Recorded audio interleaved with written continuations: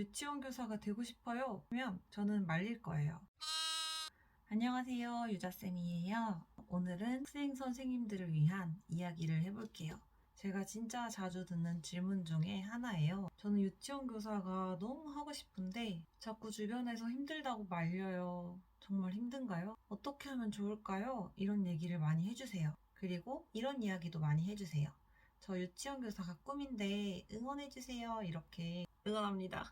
화이팅! 응원합니다. 화이팅! 선생님 만화를 보면서 힘을 얻고 있어요. 이런 얘기 많이 해주셔서 정말 감사함을 느낍니다. 그런데 동시에 왠지 마음에 부담이 되는 거예요. 제 만화는 사실을 바탕으로 재구성을 해서 그리는데요. 뭔가 너무 꿈과 희망만 녹아있는 건 아닐까? 그런 생각을 하게 되는 거죠.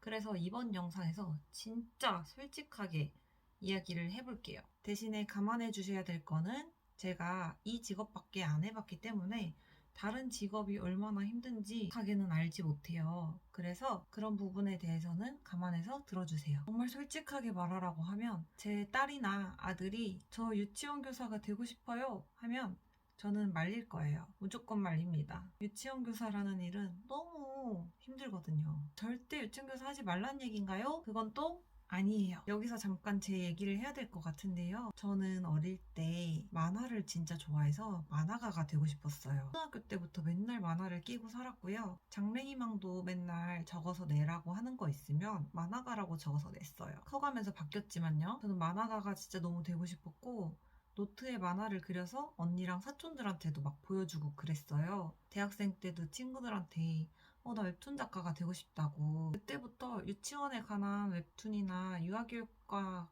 관련된 웹툰을 그리면 어떨까? 이런 얘기를 많이 했거든요. 근데 늘 주변에서 하는 말이 만화가는 진짜 힘들고 돈도 못 번대요. 그런데 지금 진짜 힘들고 월급도 정말 적은 일을 하고 있습니다. 유치원 교사죠. 그래서 주변의 조언이 너무 원망스럽냐? 그건 진짜 아니에요. 주변의 조언은 조언이고 모든 책임은 제가 결정한 것에 있는 거잖아요. 결정한 저한테 있는 거예요. 그래서 주변의 조언이 원망스럽진 않아요. 주변에서는 당연히 현실적으로 저한테 해줄 수 있는 조언을 해주신 거겠죠. 사실 저는 대학생 때도 직장 때도 여유 시간이 꽤 있었고 만화를 그리려면 그릴 수 있었지만 결국 안 그린 것 저거든요. 노력은 했어요. 펜타블렛도 사고 만화를 그려서 올리려는 시도도 했었는데 꾸준히 하지는 못했어요. 근데 저는 지금 결국 만화를 그리고 있습니다. 하고 싶은 말이 뭐야? 하신다면 내가 하고 싶은 일은 일단 해야 된다. 무조건. 왜냐고요?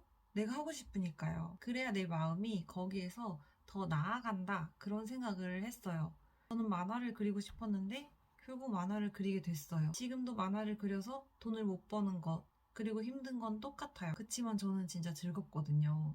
사람들이 그걸 봐주고 재밌어하고 공감해주시고 댓글 달아주시면 너무 기쁘고 즐겁고 뿌듯하거든요. 또 내가 재미있게 만화를 또 그리고 싶다 이런 생각이 들고 만화를 그리는 원동력도 되고 내가 그림 그리는 자체가 정말 즐거워요. 그래서 내 자식이 뭔가를 하고 싶다고 한다면 그게 사회적으로 어떤 대우를 받건 돈을 많이 벌건 돈을 적게 벌건 너무 하고 싶다고 하면 저는 응원해 줄 거예요. 물론 처음은 말릴 거예요.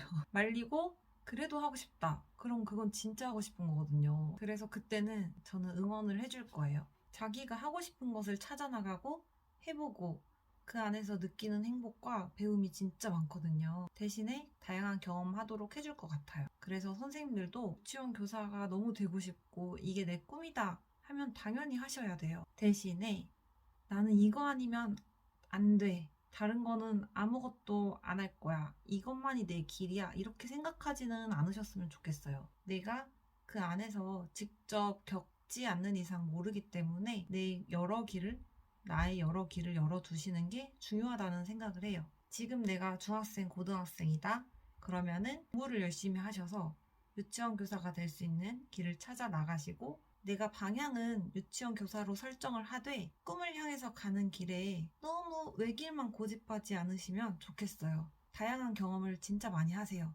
책도 읽고 여행도 가고 공연도 보고 수영이나 달리기나 이런 운동 같은 것들도 하고 영어 공부도 하고 배우고 싶은 것도 배우세요. 이런 것들이 내가 유치원 교사가 됐을 때도 진짜 도움이 많이 되거든요. 다양한 경험을 한 교사와 아이들이 함께 교육과정을 운영할 때 훨씬 더 풍부하고 창의적이고 배움이 많은 교실을 만들어 나갈 수 있어요. 그러니까 여러분들은 중고등학생, 대학생이시다. 그러면 내가 원하는 길을 걷되 그것만을 바라보고 걷지는 마시고요. 방향으로 설정하셨으면 다양한 경험을 하면서 내 길을 여러 가지로 열어두면서 나아가셨으면 좋겠어요. 그렇게 하면 현장에 가서 적성에 맞으면 너무 좋고 내 경험을 살려서 아이들이랑 정말 재미있는 교실을 운영을 하고 적성에 맞지 않으면 내가 경험한 것을 바탕으로 또 새로운 길을 만들어 나갈 수 있을 거란 생각을 해요.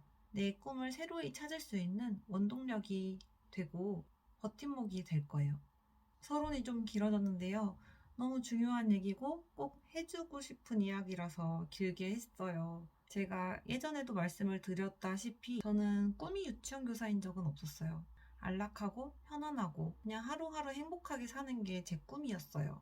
그래서 유치원 교사를 하면서 그 꿈을 충분히 이루었고요. 이제 시간이 한참 지나니까 제가 또 뭔가를 이루고 싶고 얻고 싶은 지점에 와 있거든요. 그래서 여러분들도 비슷한 시기가 올 수도 있어서 이렇게 말씀을 드려요. 결론적으로는 우리가 아주 긴 인생을 살기 때문에 내가 하고 싶은 것은 다 이루면서 살되 그게 안 맞으면 또 새로운 길을 찾아서 나갈 수 있는 힘을 기르자. 그러기 위해서 다양한 경험을 하자. 이런 이야기를 해드리고 싶었고요. 잘 전달이 됐을지 모르겠습니다. 그래도 제 마음이 전달이 잘 되기를 바라면서 이야기를 해봤고요. 서론이 좀 길었는데 장단점에 대해서 빠르게 짚고 넘어가 보겠습니다. 그런데 어떤 직업이든지 힘들지 않은 건 없잖아요. 그래서 저는 일반 직장인, 특히 회사원들의 삶과 비교해서 장단점을 좀 말씀을 드리고 싶어요. 장점 1. 출퇴근 시간이 짧고 방학이 있다. 점심시간 1시간을 우리는 포함해서 근무 시간으로 측정이 돼요. 왜냐면 아이들과 함께 밥을 먹으니까 이것도 근무 시간으로 인정이 되는 거죠. 보통 직장인들은 점심 포함 9시간 근무인데 유치원 교사는 8시간을 근무합니다. 또한 여름, 겨울에 방학도 있고요. 근데 일부 사립 유치원에서는 근무 시간이 아주 길어요. 야근도 너무 많이 해요. 휴가 보장이 잘 안 돼요. 이렇게 말을 하실 수도 있는데요. 회사도 마찬가지라고 생각을 해요. 이런 정해진 규정을 지키는 곳이 있고 안 지키는 곳이 있죠. 이거는 사실 지키는 게 맞다고 생각을 해서 우리가 시대가 흐르면서 이런 부분들은 자기가 권리를 충분히 이야기를 해서 사회적으로 분위기를 만들어야 된다고 생각을 하고요. 아주 어려운 길이겠지만 좀 더 나아지지 않을까.